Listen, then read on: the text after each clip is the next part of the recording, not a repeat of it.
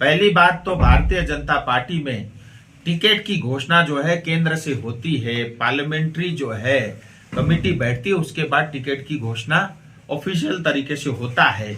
कोई अपने आप को डिक्लेयर करके घूम रहा है तो मुझे उसमें कोई टिप्पणी नहीं करनी है। और मैंने ऐसा कहीं भी नहीं सुना कि उन्होंने कहा हो कि मैं भारतीय जनता पार्टी का कैंडिडेट हूं।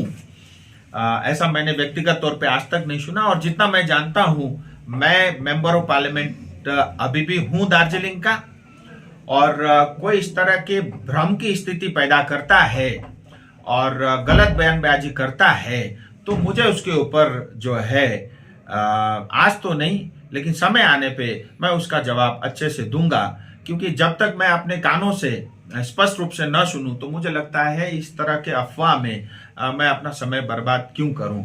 दूसरी बात, मैं देखता हूं चुनाव के समय में देश भर में जो है सैकड़ों लोग उतर आते हैं, और भारतीय जनता पार्टी हमारे ये कार्यकर्ताओं की पार्टी है, कार्यकर्ताओं की मेहनत से बनी है, कार्यकर्ताओं की तपस्या से बनी है, और जो है हमारी एक परंपरा है, हमारा एक सिद्धांत है और हमारा काम करने के एक तरीका है। और भारतीय जनता पार्टी अपने संगठन उसी तरीके से चलती है। कोई अपने आप आकर के यहाँ डिक्लेयर कर दे, घोषणा कर दे, ऐसा भारतीय जनता पार्टी में नहीं है। अगर कोई व्यक्ति ऐसा कर रहा है तो वो आपको मूर्ख बना रहा है।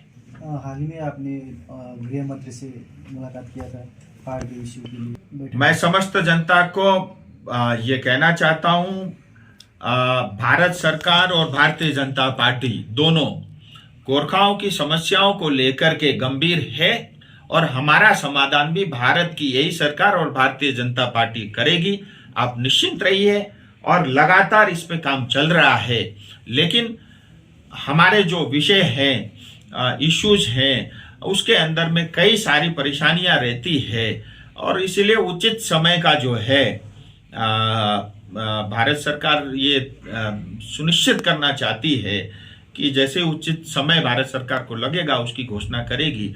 लेकिन मैं जिम्मेदारी के साथ ये कहना चाहूंगा, सरकार गंभीर है, प्रयास किया है, और एक लेवल तक जो है उन सभी मुद्दों को लेकर के भी आई है।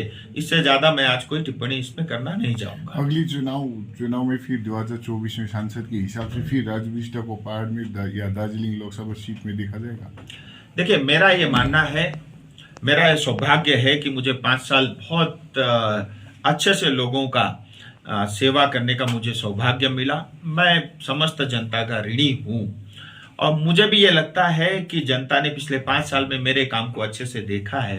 एक एक दिन मेहनत के साथ, ईमानदारी के साथ मैंने प्रयास किया है कि अपने लोगों का, जनता का सेवा करूं।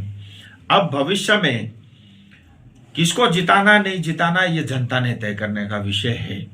लेकिन अगर जनता चाहेगी उनको मुझको फिर सेवा करने का मौका, ये जनता को तय करना है।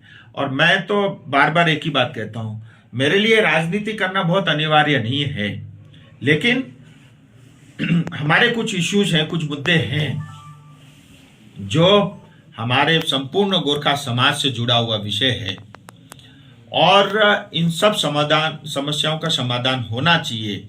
और क्योंकि मैं भी उसी समाज से आता हूं, मैं मानता हूं सिर्फ एमपी नहीं, ये मेरी भी जिम्मेदारी है।